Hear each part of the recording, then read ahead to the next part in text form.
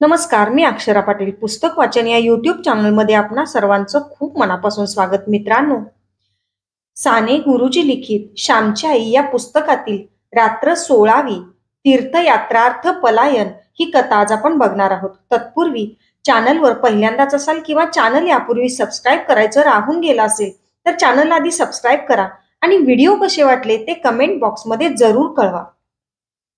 रात्र 16वी तीर्थयात्रार्थ पलायन. सिंहस्थात नाशिकला व कन्यागतात वाईला मोठी पर्वणी येते. त्यावेळेस उत्तरेकडची गंगा, दक्षिणेकडची गोदावरी व कृष्णा यांना भेटावयास येते, अशी गोड कल्पना आहे. आपल्या भारतवर्षात निसर्गाला सुद्धा कोमल भावना दिल्या आहेत. निसर्गाला मानवी कुटुंबातला बनविला आहे. दूरदूरच्या नद्याही आपले एकत्व ओळखून एकमेकांना भेटावयास येतात. मग माणसांनी भेद नये का विसरू? हा महाराष्ट्रीयन व हा गुजराती, हा बंगाली व हा मद्रासी, हा पंजाबी, हा परदेशी असे प्रांतिक भेद आपण व्यवहारात किती आणतो. परंतु आपल्या थोर पूर्वजांनी सर्व भारताचे ऐक्य नाना रीतींनी आपल्या मनावर ठसविण्याचे प्रयत्न केले आहेत. स्वतःचे स्वतंत्र अस्तित्व राखूनही मधुर मिलन करता येते. गंगा सागराला मिळालेली आहे व तिला स्वतंत्र अस्तित्व आहे. भेदात अभेद पाहणे ही पूर्वजांची थोर दृष्टी होती. त्या वर्षी कन्यागत असल्यामुळे वाईला हजारो स्त्री पुरुष यात्रेला जात होते. आमचा लहानसा पालगड गाव वाईपासून किती दूर, परंतु आमच्या गावाहून बैलगाड्या करून कितीतरी लोक जात होते. माझे एक चुलत आजोबा, माझ्या आईचे चुलते, त्यांच्या पत्नी व इतर गावातील बरीच मंडळी जाण्याचे ठरत होते. चांगल्या 10-12 गाड्या निघणार होत्या. पालगड येथे खेड व खेड ते चिपळूण असे मुक्काम करीत त्या गाड्या जाणार होत्या. वाटेत रानात उतरावे, नदीकाठी मुक्काम करावा, पिठले भात करावा, जेवावे व पुढे जावे असे करीत मंडळी जाणार होती. अशा प्रवासात खूप मज्जा येते. मोटारीने धावपळ करीत जाण्यात आपण सृष्टीशी एकरूप होत नाही. सृष्टी माईजवळ 1 मिनिट उभे राहावे व जावे, त्यात काय आनंद. आईच्या मांडीवर लोळावं, तिच्याजवळ बसावे, खेळावे, यातील सुख त्याचे वर्णन का करता येईल. निसर्ग ही आपली माताच. त्या मातेला भरभर पाहण्यात काय अर्थ. तिच्याजवळ घटका घटका राहूया. या बैलगाड्यांच्या प्रवासात फार मौज असते. रात्रीच्या वेळी तर फारच आनंद. शांत वेळ असते. झाडांमधून वरचे तारे व चंद्र मधून मधून डोकावत असतात. बैलांच्या गळ्यातील घंटांचा आवाज रात्रीच्या वेळी किती गोड वाटतो. आणि मध्येच एखादा वाघ रस्त्यात दिसावा, त्याचे ते आगीसारखे ताऱ्यांसारखे डोळे.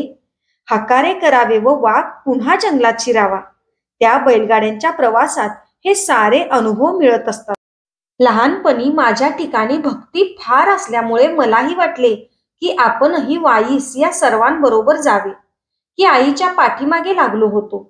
परंतु माझे कोणी ऐकेना. मला फार वाईट वाटले. मी आईला म्हटले, आई, जाऊ दे ना मला. मी वाटेत हट्ट करणार नाही, खोल पाण्यात जाणार नाही. तात्या, माझे चुलत आजोबा सांगतील तसा वागेल. भाऊंना सांग, म्हणजे तेही नाही म्हणणार नाहीत. आई, त्या पोथीत स्नानाचे महत्व आहे म्हणून मी माघ स्नान, कार्तिक स्नान सारी केली. मला गंगेचे स्नान करून येऊ दे. तुझा मुलगा पुण्यवान नको का व्हायला. आई म्हणाली, श्याम, अरे आजच्याने काय झाले. तू पुढे मोठा हो व जा गंगा गोदांना भेटायला. आज आपण गरीब आहोत. नाही म्हटले तरी 5-6 रुपये तुझ्याकरता द्यावे लागतील. कोठून आणायचे बाळ पैसे. आईबाबांची आज्ञा हीच तुझी कृष्णा, हीच गंगा. पुंडलिक आपल्या आईबाबाचे पाय सोडून समोर देव आला तरी उठला नाही. तो त्यांचे पाय चेपीत बसला. खरं ना. परंतु मी म्हटले, आई, ध्रुव तर आई बापांना सोडून गेला. पुराणात 2 प्रकार आहेत. आई, पुढचे कोणी पाहिले आहे. चांगले करावयाचे मनात आले की लगेच करावे, त्याला वेळ बघत बसू नये, असे त्या सत्यनारायणाच्या कथेत नाही का. आई, जाऊ का. तात्यांना सांगितले तर ते मला फुकट सुद्धा नेतील. ते का पैसे मागतील. आई म्हणाली, अरे, ते पैसे घेणार नाहीत हा त्यांचा मोठेपणा. परंतु असे आपण ओशाळवाने जावे का. दुसऱ्यावर बोझा घालावा का.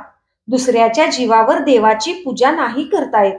दुसऱ्यांनी लावलेल्या व वाढवलेल्या फुलझाडांची फुले तोडून देवाला वाहण्यात काय रे स्वारस्य? स्वतः श्रमावे, स्वतः मिळवावे व देवाला अर्पण करावे. जायचे असेल तर पायी जा, आहे ताकद? मी म्हटले, आई, दमून जाईन. 6 कोस चालेन, परंतु पुढे? आणि गाड्या पुढे निघून जातील. मला भीती वाटेल आणि गाड्यांबरोबर चालत जाणे म्हणजे त्यांना लाजविणे. ते मग मला गाडीत घेतीलच. त्यांना तर मी पायी येत आहे हे कळता कामा नये, परंतु त्यांची सोबत तर हवी. आणि पुन्हा इतके 40-50 कोस माझ्याने चालवेल तरी कसे? आई म्हणाली, ध्रुवाच्या गप्पात सांग. ध्रुवाला भीती वाटली नाही? जो देवाकडे जावयास निघाला त्याला कोणाची भीती आली आहे? साप वाघ त्याला मार्ग दाखवतील, खाणार नाहीत. तो दमून जर रस्त्यावर झोपला व त्याच्या तोंडावर उन्हाचा कवडसा पडला तर साप त्याच्यावर फणा धरील. त्याला तहान लागली तर पक्षी चोचीतून पाणी आणून त्याच्या तोंडात घालतील. त्याला भूक लागली तर गाय माऊली येऊन त्याच्या तोंडात दुधाची धार सोडील.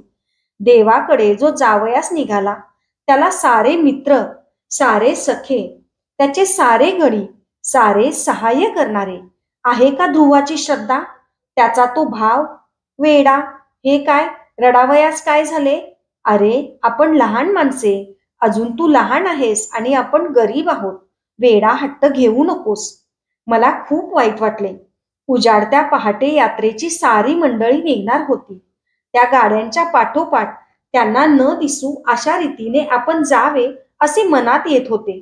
आपण दमू, थकू, आपणास भूक लागेल, खायला काय? नाना शंका मनात येत होत्या. पाणी प्यावे व झाडांचा पाला ओरबाळून खावा. बकरी पानांवर जगते, आपण जगू. चिंचेची, करवंदीची कोवळी पाने खाऊ, असे मनात योजत होतो. रात्री विचार करता करता केव्हा झोप लागली ते कळलेही नाही. मी उठलो तेव्हा साऱ्या गाड्या निघून गेल्या होत्या. त्या दिवशी शनिवार होता. शाळा होतीच. मी पटकन परसाकडे तोंड धुणे आटपले. झटपट आंघोळ केली, संध्या केली, नमस्कार घातले, तुळशीला पाणी घातले. पाटी दप्तर घेऊन मी शाळेत जावयास निघालो. आई म्हणाली, अरे, इतकी घाई का? मी पानगी करते, ती खा व मग शाळेत जा. बण्या बापू कोठे अजून गेले आहेत? बस जरा. मी रागाने म्हटले, मला नकोसा पानगी बिनगी. खायला देतेस पण वाईला मात्र जाऊ देत नाहीस. मला वाईची भूक आहे, खायची नाही. मी आपला शाळेत जाऊन बसतो. आई जरा रागाने म्हणाली, पुन्हा माग तर खायला, बघ देईन का? सारे तुझ्या मनाप्रमाणे झाले पाहिजे. मोठा राजाच की नाही तू? राजाच्या तरी पोटी यायचे होते. भिकाऱ्याच्या घरात जन्मून राजाची ऐट्रे कशी चालणार? चांगली पानगी देते ती नको म्हणतो. दुपारी पण जेवू नकोस, खायची भूक नाही म्हणे. किती दिवस राहतोस उपाशी ते तरी बघते. श्याम, मागे फिर. आईचे ऐकावे हो सांगितलेले, परंतु मी न ऐकता झपाझप जात होतो. अजून शाळेत मुले यायला लागली नव्हती. वाटेतल्या गणपतीच्या देवळात शिरून मी देवाला नमस्कार केला व देवा, माझा निश्चय तू टिकव, तू माझा सहाय्यकारी हो, अशी प्रार्थना केली. मी शाळेत गेलो तेव्हा एक सुद्धा मुलगा शाळेत आला नव्हता. शाळा अद्याप उघडलीही नव्हती. माझे दप्तर मी शाळेच्या बाहेरच्या पडवीत ठेवले व मी शाळेतून बाहेर पडलो. मुलांनी मला पाहू नये म्हणून मी झपाट्याने जात होतो. मी गावाबाहेर आलो. गावची नदी ओलांडली व पुढे चाललो. तिठ्यावर आलो, जेथे 3 रस्ते फुटतात. त्या जागेला तिठ्ठा म्हणतात. एका बाजूला दापोलीचा रस्ता होता, एका बाजूला खेडचा होता. मी खेडचा रस्ता धरला व चालू लागलो. पहाटे निघालेल्या गाड्या कितीतरी लांब गेल्या होत्या. त्या गाड्या 10-11 वर्षाचा मुलगा कशा गाठणार? मला माझे भानच नव्हते. परंतु ऊन लागू लागले. दमून गेलो. मला रडू येऊ लागले. घरी परत जाण्याची लाज वाटू लागली. परंतु घरी नाही जावयाचे तर कोठे जावयाचे? रानात कोठे राहणार आणि किती वेळ राहणार? मी माघारी वळलो. माझ्या गावाकडे पावले वळविली. डोळ्यातून पाणी गळत होते व सूर्याच्या प्रखर किरणांनी ते वाळून जात होते. जणू सूर्याचे किरण माझे अश्रू पुसीत होते. भर दुपार होण्याची वेळ. सूर्य डोक्यावर आला. मी घामाघूम झालो. सकाळपासून पोटात काही नव्हते. मी पालगड गावाजवळ आलो, परंतु गावात शिरण्याची लाज वाटू लागली. स्वाभिमान म्हणे गावात जाऊ नको, परत घरी जाऊ नकोस. पोट म्हणे घरी जा. घरी न जाण्यात कसला स्वाभिमान? आई बापांशी का स्वाभिमान दाखवायचा? प्रेम करणाऱ्या समोर स्वाभिमान दाखवणे म्हणजे प्रेमाचाच अपमान आहे. गावात शिरण्याचे धैर्य मला झाले नाही. गावाबाहेर नदीकाठी झोळाईचे देऊळ होते. ही आमची ग्रामदेवता. बाळंतिनी बाळंतपणातून उठल्या की मूल घेऊन झोळाईला जातात. तिची खणा नारळांनी ओटी भरतात. माहेरवासिनी सासरहून आल्या तर झोळाईला जातात. मी त्या झोळाईच्या देवळात शिरलो. त्या देवीच्या पाठीमागे खूप अंधार आहे. अंधारात लपून बसलो, परंतु किती वेळ बसणार? पोटात कावळे ओरडत होते. शेवटी लाज लज्जा सोडली, स्वाभिमान दूर केला व देवळातून हळूच बाहेर पडलो. गावच्या रस्त्याला लागलो. गावातील घरे दिसू लागली. खाली मान घालून चाललो होतो. पाय चटचट भाजत होते. आत हृदय जळत होते.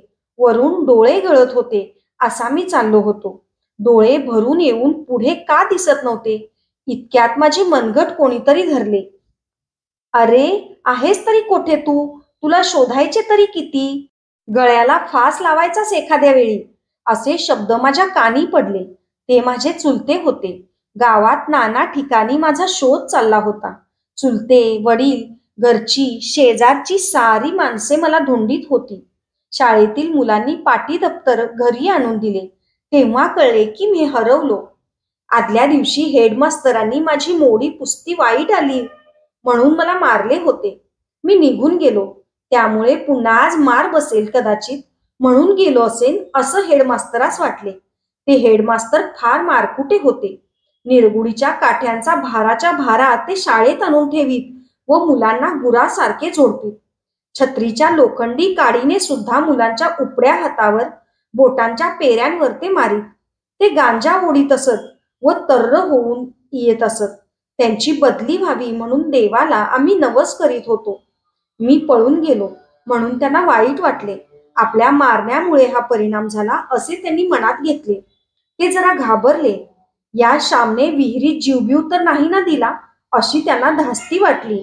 शाळा सुटल्यावर वडील जेव्हा चौकशी करू लागले तेव्हा वर्गातील मुलांनी आदल्या दिवशीच्या कुस्तीबद्दलच्या माराची हकीकत सांगितली. वडिलांना वाटले की माराला भिवून श्याम पळाला. वडील पहाटे उठवून मला घरी खरडे घासायला व कित्ता गरवायला लावे. अक्षर सुधारण्याचे प्रयत्न मी करीत होतो. मास्तरांनी उगीच श्यामला इतके मारले. पोरगा कोठे गेला? आता काही कमी जास्त झाले तर? न व्हावे ते झाले तर? असेही शेजारी म्हणू लागले. वडील हेडमास्तरांकडे गेले व त्यांना पुष्कळ टाकून बोलले. हेडमास्तर म्हणाले, आजपासून तुमच्या मुलाला 4 बोटेही लावणार नाही. म्हणजे तर झाले ना? तुमची मुले चांगली व्हावी म्हणून लावतो हात. मला त्यात काय मिळायचे आहे? तुमच्या मुलाला काठी म्हणून लावणार नाही बरे भाऊराव. परंतु वडील म्हणाले, पुन्हा लावणार नाही, परंतु आधी सापडू दे तर खरं. घरात जेवणे तशीच राहिली होती. आईच्या मनात मी वाईला जाण्यासाठी तर नाही ना पळून गेलो अशी शंका आली, परंतु तिने ती बोलून दाखवली नाही. तिला ते शक्य वाटले नाही. चुलत्यांनी माझी बकोटी धरून आणले. रस्त्यात मुलांची गर्दी. चोराला पाहावयास जसे लोक जमतात तसे मला पाहावयास मुलगे जमले. वाटेत वडीलही भेटले. जा रे आपापल्या घरी, का तमाशा आहे? वडील मुलांना रागाने बोलले व मुले निघून गेली. वडील माझ्यावर रागवले नाहीत. काही नाही, ती वेळ रागे भरण्याची नव्हती. मी दमलो होतो. घरी येऊन अंथरुणावर पडलो. थोड्या वेळाने वडील आले व म्हणाले, श्याम, उठ बाळ, पुन्हा नाही हो मास्तर मारणार. अरे, मास्तरांनी मारले तर असे पळून का जावे? आमच्या वेळेस तर घोडीवर सुद्धा चढवीत. मुलाला उलटे टांगून खालून मिरच्यांची धुरी घालीत, वर छड्या मारीत. माराला भिवून कसे चालेल? मास्तर मारणारच. मारणार नाही तर तो मास्तर कसला? उठ, हातपाय धु. तोंड बघ कसे झाले आहे कोकंब्यासारखे लाल. वाढ ग त्याचे पान आधी. मी उठलो. हातपाय धुतले. माझे पळण्याचे निमित्त परस्पर मास्तरांवर गेलेले पाहून मनात जरा बरे वाटले. मारण्याचे आता कमी करतील असे वाटले. माझ्यामुळे ते जपून वागतील व इतर मुलांनाही मारलेच तर बेताने मारतील असे मनात येऊन आनंद झाला. इतर मुलांवर मी केवढे उपकार केले असे वाटले. ती मुले माझे आभार मानतील असे वाटले. बाजीरावाच्या पळण्याने मराठ्यांचे स्वराज्य गेले, पण श्यामच्या पळण्याने वर्गाला स्वराज्य अगदी पूर्ण जरी नाही तरी वसाहतींचे तरी मिळाले. आणि हे सारे श्यामच्या ध्यानीमनी नसतानाही. मी का पळून गेलो होतो हे 3 जणांना माहीत होते, मला, आईला व देवाला. शनिवार असल्यामुळे दुपारची शाळा नव्हतीच. मी जेवून पुन्हा निजलो. खूप दमलो होतो व ऊनही सडकून लागले होते. 3 सांज होऊन दिवे लागण्याची वेळ झाली तरी मी झोपलेलाच होतो. आई माझ्या अंथरुणावर आली. ती माझ्याजवळ बसली. तिने माझ्या कपाळाला हात लावून पाहिले. तिने हाक मारली, श्याम. मी डोळे उघडले. आईने अंगावर हात ठेवला होता. ती वात्सल्याने म्हणाली, श्याम, बरे नाही का वाटत? अंग दुखते. मी सांगितले तरी ऐकले नाहीस असे म्हणून आई माझे अंग चेपू लागली. मी माझे डोके एकदम आईच्या मांडीवर ठेवले व रडू लागलो. माझे रडणे आवरून मी म्हटले, आई, मी तुझे ऐकले नाही, असा पळून गेलो म्हणून तू रागावलीस होय? मास्तरांनी मारले म्हणून नाही हो पळालो. तू नाही एखाद्या वेळेस मारीत म्हणून पळतो का मी? भाऊंना वाटले की मी त्यासाठी पळालो. तू काल म्हणालीस, जायचे तर पायी जा, आहे ताकद. आई, मी पायी जाऊ पाहत होतो, परंतु माझ्या शक्ती पलीकडचे मी करू पाहत होतो. कोठे बाळ ध्रुव आणि कोठे तुझा शेमडा श्याम. आई, तुझ्या श्यामवर रागावू नकोस. तुझा श्याम आता ताई व हट्टी आहे. मनात येईल ते तो करू बघतो, मग असा फसतो व रडतो. तू नाही ना रागावलीस? तुझे न ऐकता व तुला न सांगता पळून गेलो म्हणून नाही ना रागावलीस? सांग, आईला सांग. नाही म्हण. माझे तोंड कुरवाळून व माझे डोळे पुसून आई म्हणाली, श्याम, मी का रागावेन? मला रागही आला नाही व तू पळून गेलास म्हणून वाईटही वाटले नाही. तुझ्या काळजीमुळे वाईट वाटले. तू लहान, तुझे कसे होईल यामुळे डोळे भरून येत होते. मी काल तसे बोलले, माझेच शब्द कारण म्हणूनही वाईट वाटत होते. परंतु तू पळून गेलास हे फार वाईट केलेस असे मनात येऊन सुद्धा वाईट वाटले नाही. श्याम, तू वाईट गोष्टींसाठी थोडाच पळून जात होतास. परवा गावातला कुणाचा मुलगा नाटक कंपनीत जाण्यासाठी पळून गेला. तसा का तू पळून जात होतास? तू देवासाठी पळून जात होतास. गंगेच्या स्नानासाठी पळून जात होतास. तुला मी कशी रागवू बाळ? तुझा मला अभिमानच वाटेल. माझा श्याम पळून गेलास तर देवासाठी गेला असे मी अभिमानाने म्हणेन. श्याम, एक लक्षात ठेव. तुझ्या आईचे एक वाक्य लक्षात ठेव. चोरी चहाडी करून पळून जाऊ नकोस. संगतीसाठी पळू नकोस. भीतीने पळू नकोस. देवासाठी पळून गेलास तर जा. साऱ्या संतांनी तेच केले. देवासाठी माझा मुलगा पळून जावा अशी मी प्रार्थनाही करीन. धन्यवाद. अशाच नवनवीन आणि विविध विषयांवरच्या कथा, कविता आणि पुस्तकांसाठी पुस्तक वाचन बाय अक्षरा पाटील हे चॅनल सबस्क्राईब करा आणि व्हिडिओ, कथा कशा वाटल्या ते कमेंट बॉक्समध्ये जरूर कळवा. थँक्यू.